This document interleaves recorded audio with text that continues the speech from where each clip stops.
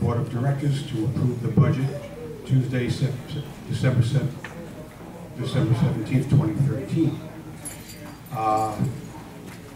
May I have a roll call, please? Marvin Town. Here. Colin Gosman. Here. Francis Mesro here. Mark Richmond. Here. Sandy Best. Here. John Labriola. Here. Gerald Miro. Here. All directors are present and we have a quorum.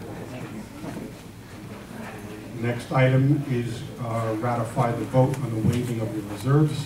May I have a motion, please? I make a motion to ratify the vote on waiving of the reserves for 2014 budget. And I will second the motion. Roll Are there call, any please. comments? Colin Gosman. Yes. Francis Mesro, yes. Mark Richmond. Yes. Sandy Best. Yes. John Labriola. Yes. Gerald Miro. Yes. Marvin Town. Yes. Unanimous.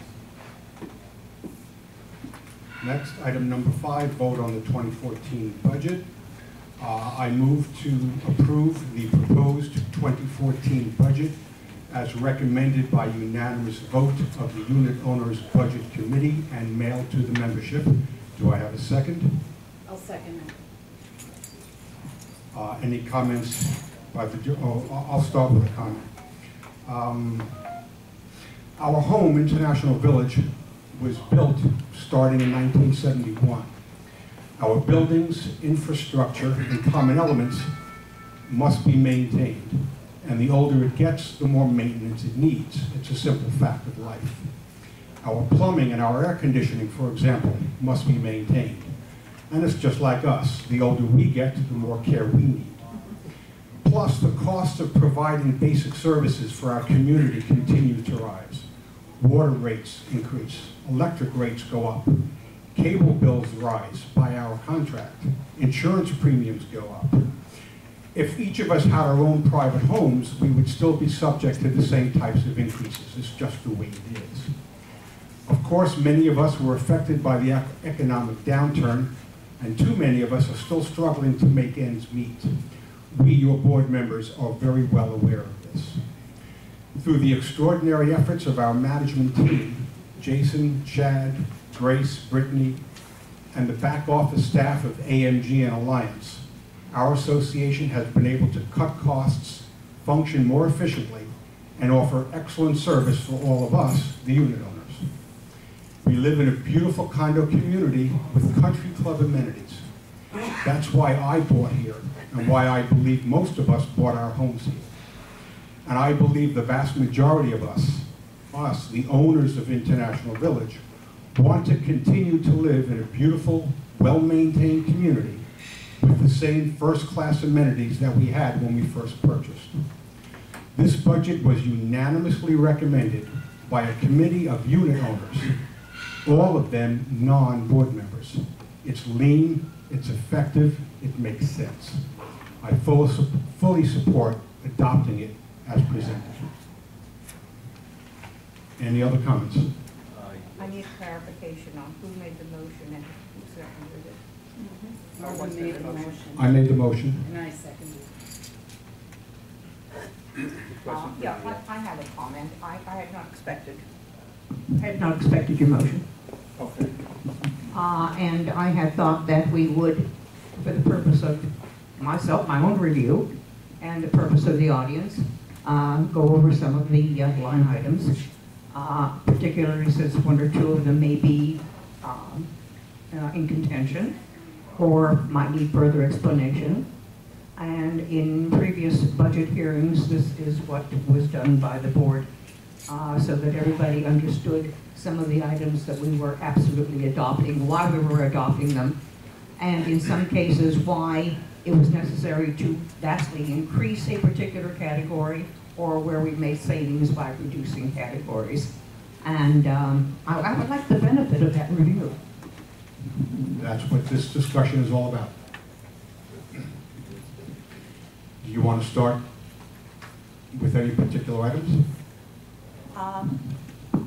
Actually, I want to start with something that will probably be a very sore spot for most of us. and that is the prospect of giving our employees a raise this year.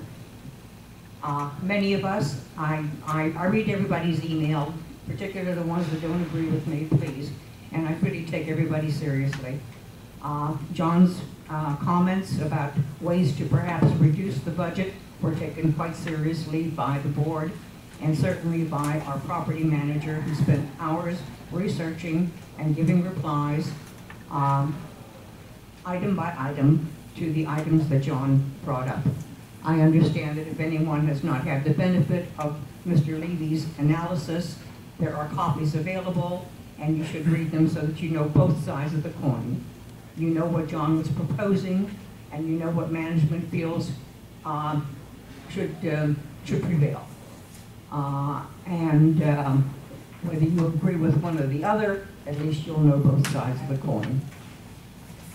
So let's talk about the raises for our employees. I worked for a long time, and my company went out of business, unfortunately, and forced me to retire, which I never would have done voluntarily. And I went, when the recession was really taking off, the first thing we did was we cut down the hours. Everybody took furloughs every week.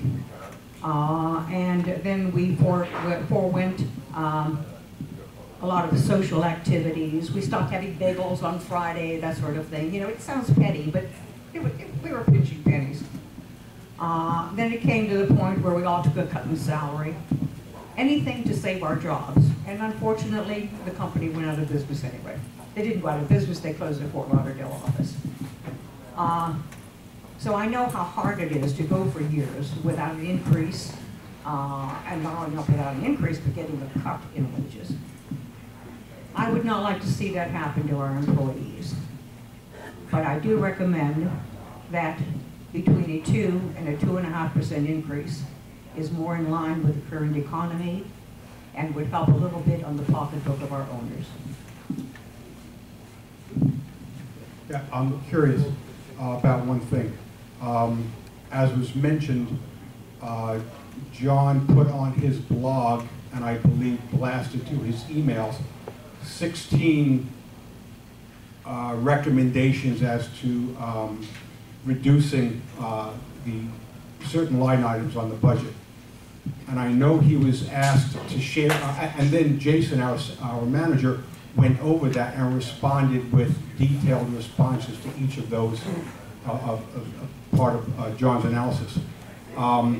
As of 20 minutes ago, and by the way, John was also asked to post that information on his blog, so everybody who views the blog would have the benefit of seeing the response to his analysis.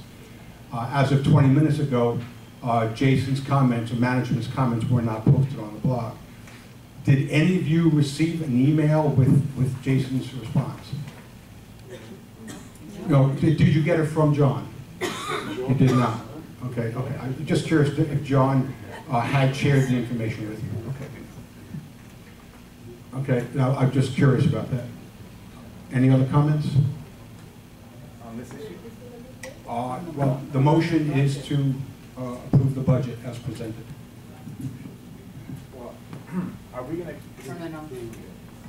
I had a question on procedure. Are we going to go line item by line item, or as we go through this budget? John, I'm sorry, I can't hear you. Are we going to go line item by line item, as Francis mentioned, or are we just going to go kind of like all over the place? Are we going to go in order as the budget is presented? There's no set procedure for this. The motion is to accept as presented. I want to follow up on Francis's comments, and I'm glad she acknowledged that the idea of a pay raise at a time that a lot of owners are struggling is a hard sell. And I believe at this point a lot of businesses are experiencing cutbacks and so forth, and people are just grateful to have a job. But when you have owners being asked to pay 7% more out of their pockets for maintenance, I can't in good conscience support any salary increase. I'm sorry. If, as I proposed, if our management company was able to come up with the cuts to avoid any maintenance increase, then as a reward, I believe that they should be entitled to the 4%. Although it is, I think everyone should be aware, four times the current rate of inflation. The current rate of inflation is 1%, not 4%.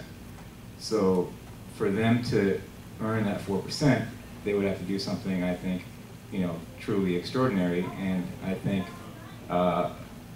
what I was proposing was that if they came forward with the cuts necessary to avoid any maintenance increase, that then I would be willing to support that 4% increase, although it is 4 times the rate of inflation. But at this point, I would like to make an amendment or offer an amendment to eliminate the 4% salary increase for a savings of $30,000.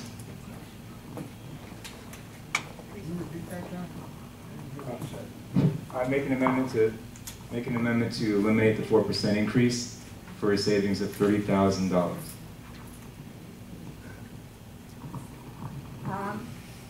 For clarity, John, you're making a motion to amend the motion that is on the floor? Motion to amend. That would be then to adopt the budget unanimously recommended by the committee. That's just my first. On the removal of the rate of the pay raise for the employees. No, it's one amendment. I'm going to have more as we go through the budget, but that's my first amendment. We're not going to amend every we're single not going to time. do- I'm not an expert parliamentarian, so I don't think that is really a Well, that's why I don't know what the procedure has been. Maybe Jason can shed light. Yes, okay, so you have a motion on the table to pass the budget that as presented, as what I heard. Okay, so now what happens is you guys are discussing. Leave that motion. Forget, the motion's out there. You're discussing the budget now. At the end, when you're ready to make a vote, you can then re-motion, re-vote, rescind the motion, change the motion, but there's a motion out there, and now this is just all discussion before a vote. Thank you. Any other comments? Good evening, everyone. I look at this differently. I like to look at the big picture, and to me, after what the owners have been asked to do, the special assessment part 1 and the 18-point-something% maintenance increase of this past year, I think it's insensitive to consider a 7.34% increase. And since this is a budget, these numbers are just guesses.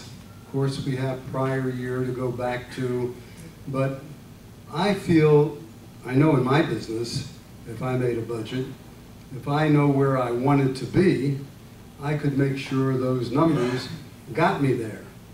And I think a more reasonable increase, if any increase at all. I know John isn't looking for any increase, but that's been the problem that we've had in the earlier years, where for 6.5 years we had no increase, and that's why we had to suffer an 18% increase. But when you divide 18 into 6 years, you have 3%. And that's where I would like to shoot. I think we need an increase because things go up. And I would work it differently than our property management company has done, and they've just looked at each of the categories and try to figure out how reasonable they are, and some of them reduce and some of them increase, and then whatever the numbers added up to, that's what it was, and it happened to be 7.34%. I don't do it that way. I would consider a 3% increase, and then I look at the numbers and the categories, and I would make sure they added up to that. I would go to the legal fee, for example, which is one of my favorite categories because we have been so flummoxed by our legal representatives, and we're asking for almost $40,000 this year to satisfy our lawyers. I belong to a number of associations. Believe me, there's no number like that for legal fees on a budget. On a budget, it may turn out because of suits or this or that, but on a budget, I think $25,000 is plenty to guess at and hope that we can do less. In the end, if we go over the budget, that's not a problem. Then we can make up the difference with a short-term assessment to make up the few dollars that we're over. But to start out and burden the owners with a 7.34% increase after what they've gone through is insensitive. It doesn't make any sense, and I don't agree with the way this budget was drawn up. I wasn't part of it. All I was given was the budget like a day before the rest of the owners were given, and here we're here to approve this budget. So I think it has to be reworked from that perspective, the big picture. What we want to raise it 3% and work these numbers into that 3%, and I think it's easy to do. They're only numbers, and it's before the fact, not after the fact. We'll worry about any shortage or overage. Should be an overage, that would be terrific. But even a shortage, at the end of the period, we can deal with that. So that's my opinion. I think we're doing this backwards. I don't agree with the approach that's been taken. I think we're doing it backwards. I'd like to comment on that, please. No, you would. We got in trouble in recent years, previous years, because we passed deficit budgets. We would budget, I'm just the numbers, not the actual number, but it was true. I mean, the ratio was so astronomically ridiculous. Budgeting $50,000 for water, when at the time the budget was drafted, we were already paying $60,000, $70,000, $80,000 for water bills. Deficit budgets, I do not believe, reflect well on how we want to operate. And it hurts us again because remember the assessment we had last year, the cash infusion assessment, was because we had a deficit budget. And we reached the month of September and they said, hey, we can't pay our bills. And we're not going to be able to pay the bank. And what are we going to do? We're going to declare bankruptcy. We had to dig deep, pass an assessment at only a few months in order to, and we were lucky enough that we could extend the payments for just a few months. It hurt terribly. It's still hurting. They're still complaining about it. I don't want that to happen again. I don't like having to pay an extra, whatever it is I'm going to have to pay monthly. But I'd rather pay those small increments than be hit in September or October with another $1,000 assessment. That's the way I think. I don't think deficit budgets make good sense. I think Francis is calling what I'm telling you a deficit budget, and I don't consider it a deficit budget. I'm asking for more money. I'm asking for 3% based on what we spent last year. Now, she's referring to budgets in the past that weren't deficit budgets, they were non-budgets. They were just numbers that were thrown at us. In the meantime, they were spending our insurance money. They weren't doing anything that should be done. So if she's comparing what I'm suggesting to a deficit budget, I take umbrage to that. Because I'm not. I'm suggesting a 3% increase on what we spent last year. And that should be manageable. It should be very well manageable. I'm not saying nothing, but I'm saying what we asked everyone to pay when we made up the 6 years or 6.5 years when we didn't have increases. So if the 3% made it, let's go with the 3%. Let's work the numbers into the 3%.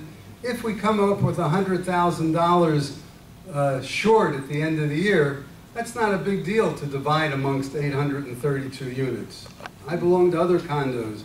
At the end of the year, if there is a shortage, they divide it amongst the units. But why start out that way? Because if we start out with a higher budget, who's to say we're not going to be short there? So start out with something that's not insensitive, particularly since we went through what we went through, okay? And to sit here and consider that addition, since it's just a guess, doesn't make any sense to me.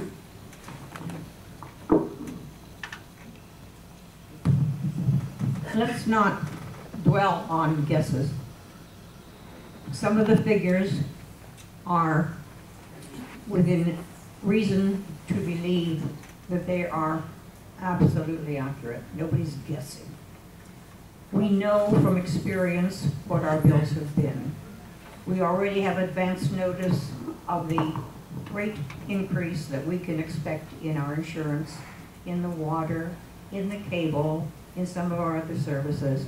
These are not unknowns. These are not guessing. We're not going to say, oh, I wonder what the electricity bill will be next year. Oh, well, let's say it's going to be X number of dollars. Nobody is guessing. We know what we've used. We know what our past bills have been. We know that the electric company is giving us a 5%, 6% increase, whatever it is. We know in advance it's going to begin the 1st of January. We can pretty much, particularly, let me tell you, with the expert help that we have had with our property manager, I cannot tell you how fortunate we are to have a keen mind who really understands business, understands numbers, can negotiate contracts like gangbusters, and he's not sitting and throwing the dart at the board and guessing numbers. He's giving us a very realistic picture of what we can expect this year, and he's trying to help us be solvent and comfortable and not run into trouble. Just an example. Can we give somebody else a chance? Well, she's answering my question, and I just, look, I'll be happy to. I just wanted to follow the thought, okay? If you don't want to follow the thought, then that's fine. Somebody else want to say something? Be my guest. Now I just have to remember what I want to say. That's the tough part. You're a young man. That's right. I'd like to remind everybody once again that this was a process. The process involved a committee, a budget committee, who met with the manager and went over everything line by line. A recommendation was made to the board from that committee that this budget was taken extremely seriously. It was gone over by management. This is not frivolous. The numbers speak for themselves. I'd like to hear what Jason has to say about this, if I may. Because he was part and parcel of this thing, and I'd like to hear management's concept of what he's heard. Thank you. Good evening. Okay. Well, questions will come after the board finishes their discussion, then it'll go to the floor. That's the procedure. Listen, when we got here in April of 2012, and I'll be very brief, but when we got here in 2012, I don't have to tell you the hardships that we found here. We've made a lot of strides. If you take a look, and yes, there was an 18.6% or 7% increase last year, but you were almost $1 million. It was $900,000 deficit, but we cut $400,000 out of that budget because we only increased you $500,000. Now I know it's a lot of money, but you were short $900,000. So there were a lot of cuts that were made because we cut, what, 20% out of the budget then. As we went through this year, we didn't put numbers in and come out with 7%. Unfortunately, it took me months to get to the 7%, unfortunately, because it was over 11%. What we did was we kept going, line by line, calling vendors, doing everything that we possibly